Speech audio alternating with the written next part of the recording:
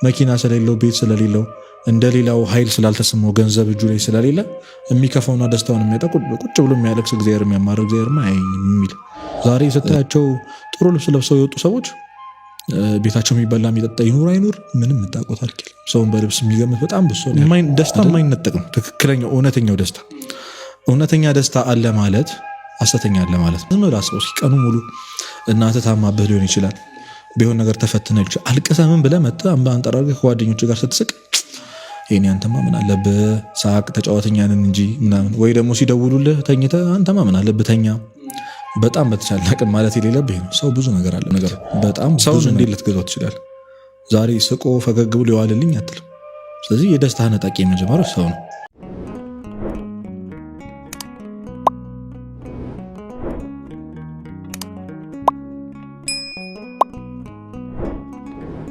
ዛሬ የምናወራው እንዴት መደሰት ይቻላል ወይም ደግሞ በመንፈሳዊ ህይወት እንዴት እንደሰት የሚለው ነው። እንዴት ደስተኛ ነው። ከሁሉም ነገር አስቀድመን ቅዱስ ጳውሎስ ከጻፋቸው መልእክታቱ መሃል ወደ ፊልጵስዩስ ሰዎች የላከው መልእክቱን እስቲ አንሳ። ቅዱስ ጳውሎስ ይህንን መልእክት የጻፈው እስር ቤት ውስጥ ሆኖ ነው። ስለ ደስታ የሚያወራው እስር ቤት ውስጥ ሆኖ ነው። ደስ ይበላችሁ በጌታ ደስ ይበላችሁ ደግሜ ይላሉ ደስ ይበላችሁ ይላል። ደስታ ደስ እያለ ያወራልና እንደውም አንድ መምህር አንድ ሰው እውነት እስር ቤት ገብቶ ለቤተሰቦቻችሁ መልእክት ጻፍ ቢባል እውነት እንደዚህ መልእክት ይጽፋል ወይ? ቁንጫው ቅዝቃዜው ምኑን እያለ ያማራል እንጂ መታችሁ አጠይቁኝም ወይ ምናምን የሚል ሐሳብ ነው እንጂ የሚኖረው እንዴት ደስተኛ ይሆናሉ? በዚህ የምንመለከተው በምንም ነገር የማይናወጥ በየትኛውም አይነት ችግር በየትኛውም አይነት መከራ የማይናወጥ የሆነ ደስታ አለ ማለት ነው። ይህም በጌታ ደስ መሰኘት ነው። ብዙዎቻችን ደስታን ኤክስፕሌን ስናደርግ የምናደርግበት መንገድ አለ አይደል? ስለ ደስታ ከማውራታችን በፊት ደስታችንን ሊያሳጡ የሚችሉ ሊነጥቁን የሚችሉ ነገሮች ምን ናቸው ብለህ ታስባለህ?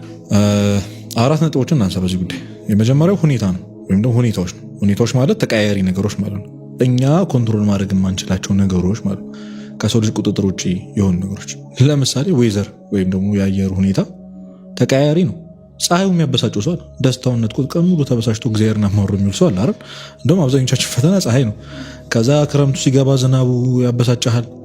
ያሰብከውን ነገር ሊያበላሽብህ ይችላል ምናምንና ቀድመን ኤክስፔክት አድርገን ነው ልክኛ በእኛ እጅ እንዳለ ዓለም በእኛ እጅ እንዳለች ሁሉ ዌዘሩን የተፈጥሮን ሁኔታ መንገድ ላይ የምናያቸውን ነገሮች ሁሉ ኤክስፔክት አድርገን ነው የምንመጣው። ትራፊክ ሲዘጋጋ የሚበሳጭ ሰው አለ። ደስታውን የሚያጣ ሰው አለ። ሰልፍ የታክሲ ሰልፍ የሚያበሳጨው ሰው አለ አይደል? አብዛኞቻችን ሁኔታ የሚቀያየሩ ሁኔታዎች እና ደግሞ ከኛ ቁጥጥር ውጪ የሆኑ ነገሮች ናቸው ደስታችን የሚነጥቁ። በጣም ትንሽ ነገር እንቅፋት መጥቶ ደስታውን የሚያጣሰዋል። ቅድም እንዳልኩ ደስታ የማይነጠቅ ነው። ትክክለኛው እውነተኛ ደስታ አለ ማለት ሐሰተኛ አለ ማለት ነው አይደለ? ስለዚህ እውነተኛው ደስታ የማይነጠቅ በምንም ነገር የማይሸበር ነው። ምክንያቱም ቅዱስ ጳውሎስን አይተናል። ከታክሲ ሰልፍ፣ ከዝናብ፣ ከፀሐይ መንገድ ላይ ከሚያጋጥም ነገር ሁሉ እስር ቤት ይከፋል። በዛ ሁሉ ግን ደስታውን አላጣም ቅዱስ ጳውሎስ። ስለዚህ ሁኔታዎች ስለሚቀያየሩ እኛ ዲፔንድ የሆኑ ሁኔታዎች ላይ ስለሆንን ወይም ደግሞ ኮንትሮል ማድረግ እንችላለን ብለን በውስጣችን ስለምናስብ ያበሳጩናል። ብስጭት ደግሞ ደስታን ይነጥቃል ማለት ነው። የመጀመሪያው ደስታችን የሚነጥቁ ነገሮች ሁኔታዎች ነው። በሁኔታዎች ላይ ዲፔንድ ስለምንሆን ነው በጣም ትናንሽ ነገሮች ደስታችን የሚነጥቁን። ሁለተኛውና ዋነኛው ነገር ደግሞ ሰዎች ናቸው። ይሄ በጣም የታወቀ ነው። ሰዎች የአብዛኞቻችን ደስታ ነጣቂዎች ናቸው። እኛንም ጨምሮ የብዙ ሰዎች ደስታ ነጣቂዎች ነን። ቤተሰብ ሊሆን ይችላል፣ ባለትዳር ሊሆን ይችላል፣ ልጆች ሊሆን ይችላል። ብዙ ሰው አጠገብ ያለ ሰው የደስታ ነጣቂ ሊሆን ይችላል። ይበድልሃል፣ ያስከፋሃል። የሰው ልጅ እንዲያረጋል አትልም። የክፋት ጥጉን የሚያየነው በሰው ልጅ ነው። የደግነት ጥጉን የሚያየነው በሰው ልጅ ነው። እዚህ ሊከፋብህ ይችላል። ብዙ ነገር ያደረጉን ሰዎች አሉ። እንኳን ያደረጉን እያሰብን የምንበሳጭና ደስታችን የምናጣ ሰዎች አሉ። አሁን እያደረጉን ያሉ ሰዎች አሉ። ዝም ብለን ሰው አይተን የምንበሳጭ ሰዎችም አለ። ሰው ሲሰድብህ ሲናገርህ መንገድ ላይ ከማታውቀው ሰው ጋር ተጣልተህ፣ ምክንያቱም ይሄም አንተ ኮንትሮል ማድረግ ማትችለው ነገር ነው። ሰውን እንዴት ልትገዛው ትችላለህ? ዛሬ ስቆ ፈገግ ብሎ ይዋልልኝ አትልም። ስለዚህ የደስታ ነጣቂ የመጀመሪያው ሰው ነው። አሁን ይህንን ሳወራ ወይም ስንናገር ሰዎችን እያሰብን ነው የምንሰማው። ሰው የተባልከው አንተም ነህ። የብዙ ሰው ደስታ ነጣቂዎች ደግሞ እኛ ነን። አንደበታችንን አንቆጣጠርም። የምንናገራቸው ነገሮች፣ የምናደርጋቸው ለሰዎች የምናሳያቸው ሪያክሽኖች ምናምን እንዴት የሰውን ደስታ ሊነጥቁ እንደሚችሉ አይገባል።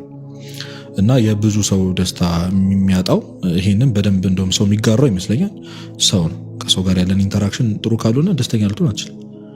ቤትህ ከእናትህ ጋር ጣልተህ እንዴት ደስተኛ ትሆናለህ? ከአባት ጋር ከባለቤት ጋር ከባለቤቷ ጋር ተጣልታ እንዴት ደስተኛ ትሆናል? እና ደስታን ከሚነጥቁብን አንዱ ነገሮች ሰዎች ናቸው። ሶስተኛው ጭንቀት። ጭንቀት የታወቀ ነው።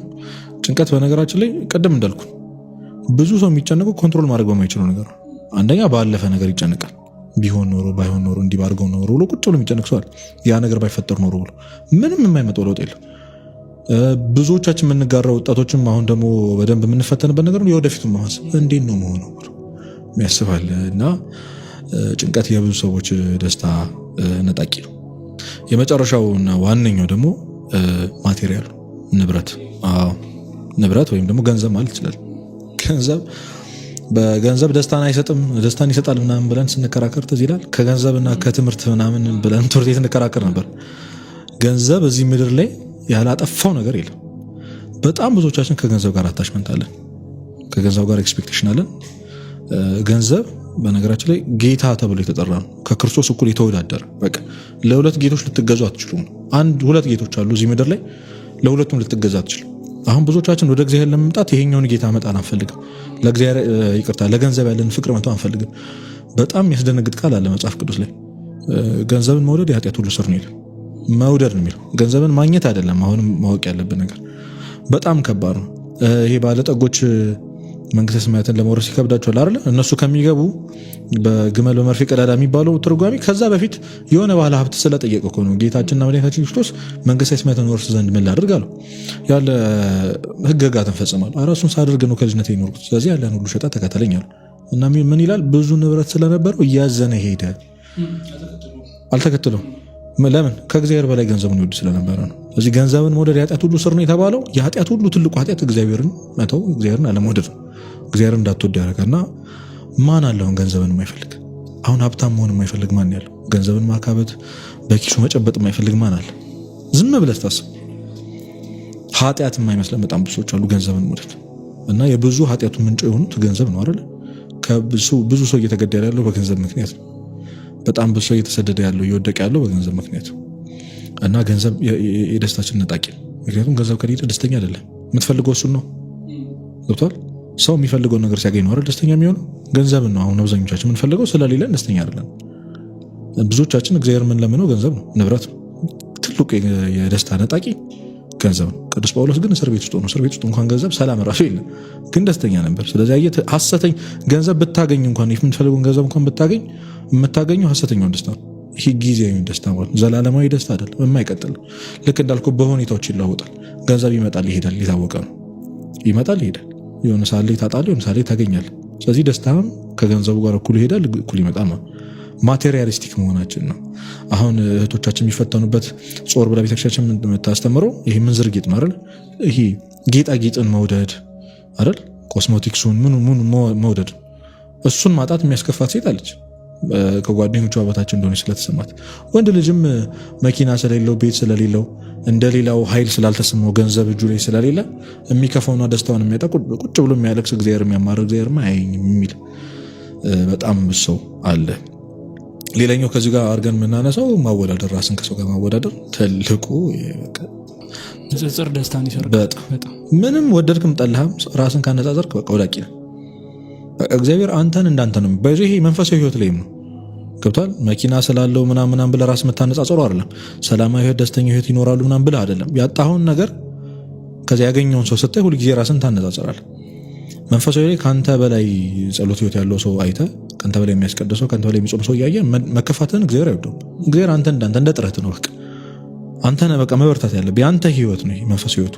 ከማንም ጋር እያፎካከረ እግዚአብሔር አንዱን እየኮረኮመ ይሄኛው ልጅ ምናምን እያለ የሚያፎካከር አምላክ አይደለም። አንተን እንዳንተ እንደ ጥረት ያያል። እንደ ልብህ ጥረት ነው የሚያይ እና መንፈሳዊ ህይወት ላይ ራስን ማወዳደር ልክ አይደለም። እና በተቻለ አቅም ራስን ማወዳደር ካለብህ ደግሞ ከታች ካሉት ካንተ በላይ ካጡት ነው ራስን ማወዳደር ያለብህ። ያ ምን ያመጣል? የምስጋና ህይወት እንድትኖር ያደርጋል። ካንተ በላይ ያጣውን ሰው እንደውም ደስታ ነው የሚሰጥ። አመስገኝ ያደርጋል እና ቀና ለማለት ነው በቃ። እና ደግሞ አሁን የምታወዳደርባቸው ነገሮች ይሄ ከኔ በላይ ያላቸው ብለህ የምታስባቸው ሰዎች እውነት እንዳላቸው አታስብ። ምን ታውቃለህ? ያሰው ያለበትን ሁኔታ ምን አይነት ሱስ እንዳለበት ምን ታውቃለህ? ጽድት ያለ መኪና ያዙ ሰው ምን አይነት ወንጀል ውስጥ እንዳለ ምን ታውቃለህ? እግዚአብሔር በልቡ ይኑር አይኑር በምን ታውቃለህ? አሁን አንዳንዶቻችን እኮ ገንዘብ ያጠፋል ለዛ ነው እግዚአብሔር ያልሰጠምና ሰው እስኪ ይስጠኝ ይላል። ይስጠኝና ችግር የለውም ምናምን ይላል። እንዴት ያለ ገንዘብ ፍቅር እንደሆነ አስቡ። እና አብዛኞቻችን ቅዱስ ዮሐንስ አፈወርቅ እንደውም ምን ይላሉ? እንዲህ ሰበብ የሚሰጡ ሰዎች አሉ። እግዚአብሔር ገንዘብ ቢሰጠኝ እኔ መጸውታለሁ፣ እንደው ለመመጽወት ነው ገንዘብ እንፈልጋለሁ የሚለው። እግዚአብሔር ጸሎትን ሰሚ ነው። እውነት እንደዛ እንደምታደርግ ቢያውቅ ኖሮ ይሰጥ ነበር፣ ግን አትሰጥም፣ ራስን አትዋሽም የሚለው። ይሄ ድሆችን እረዳለሁ ሀብታም በሆን ኖሮ ምናምን የሚሉ ሰዎች አሉ አይደል? እንደዛ ለና የደስታ ነጣቂዎች በብዙ በጥቂቱ እነዚህ ናቸው። ንጽጽር ላይ እንደውም ትንሽ ነገር ያየሁት ምንድነው አንተ ምን አለብህ አይቻታለሁ ይቺ ነገር አንተ ምን አለብህ አይታል። አሁን አንተ ምን አለብህ ስትባል የራስህን ደስታ ነጥቀህ የሰውንም ደስታ ለመንጠቅ የምታደርገው ሙከራ ነው አይደል? ሰው ግን ምን እንዳለበት ምንም አታውቅም። ምንም አታውቅም። ይሄ በቃ ማወቅ አለብህ። ሰው እንደሚታየው አይደለም። ደስተኛ ነው ብለህ የምታስበው ሰው ከሳቁ ጀርባ ያለውን ለቅሶ አታውቅም። ሀዘንተኛ ነው ምናምን ብለህ የምታስበው ሰው ደግሞ ከጀርባ ያለውን ደግሞ አታውቅም። ሀብታሙም ደሃውም ማንንም መገመት አትችልም። በዚህ የጓዳን የሚያውቀው እግዚአብሔርና እግዚአብሔር ብቻ። እና ይሄ በቃ ቅድም እንዳልከው ነው። የሳቀ የተጫወተ ሁሉ ደስተኛ የሚመስሉ ሰዎች አሉ። ጥሩ ሁኔታ ላይ ስላሉ ብቻ ደስተኛ የሚመስሉ ሰዎች አሉ። እንደዛ አይደል? መፍረድ አያስፈልግም። የሰው ልጅ ላይ አንተ ምን አለብህ መተላው አንቃል ብዙ ጊዜ ሜንሽን አድርጊያታለሁ። በጣም አደገኛ ቃል ናት። በጣም አደገኛ ቃል ናት። አንተ ምን አለብህ? አንተ ዝም ብለህ አስበው። ሲቀኑ ሙሉ እናትህ ታማብህ ሊሆን ይችላል። ቢሆን ነገር ተፈትነህ ይችላል። አልቅሰህ ምን ብለህ መጥተህ አምባ አንጠራርገህ ከጓደኞች ጋር ስትስቅ ይሄን አንተማ ምን አለብህ ሳቅ ተጫወተኛንን እንጂ ምናምን። ወይ ደግሞ ሲደውሉልህ ተኝተህ አንተማ ምን አለብህ ተኛ። በጣም በተቻለ አቅም ማለት የሌለብህ ነው። ሰው ብዙ ነገር አለበት፣ በጣም ብዙ ነገር አለበት፣ ብዙ ነገር ተሸክሟል።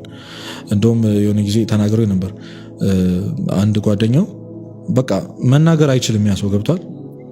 እና ምን ብሎ በጣሽ ወረቀት ይሰጣል? እግዚአብሔር መናገር ከማትችለው ህመም ይፈውስ ይላል። መናገር የማይችሉ ብዙ ህመሞች አሉ። አንዳንድ ሰዎች ደህና ነህ ስትለው ደህና ነኝ ሊል ይችላል፣ ደህና ላይሆን ይችላል። በቃ ሊነግርህ የማይችል በጣም የቅርብ ጓደኛ ሆኖ ላይነግርህ ይችላል ያንን ሀዘኑን ገብቷል። እና መጸለይ ነው ያለብህ እና ደግሞ በቃ ሰፖርትን ማሳየት ነው ያለብህ። እግዚአብሔር መናገር ከማትችለው ህመም ይፈውስ ማለት በቃ ይገባኛል መናገር የማትችለው ህመም እንዳለብህ። እና ብዙ መናገር የማይችሉ ህመሞች አሉ፣ በጣም ብዙ ጓዳ የደበቃቸው። ዛሬ ስታያቸው ጥሩ ልብስ ለብሰው የወጡ ሰዎች ቤታቸው የሚበላ የሚጠጣ ይኑር አይኑር ምንም የምታውቁት አልኪል ሰውን በልብስ የሚገምት በጣም ብዙ ሰው ያለው አይደለ? እና አጣቀም መፍረድም አያስፈልግም፣ ራስን ማወዳደር አያስፈልግም። ደስታ ነው የሚሰርቀው። ደስታ ሳራቂዎች ናቸው እነዚህ ነገሮች።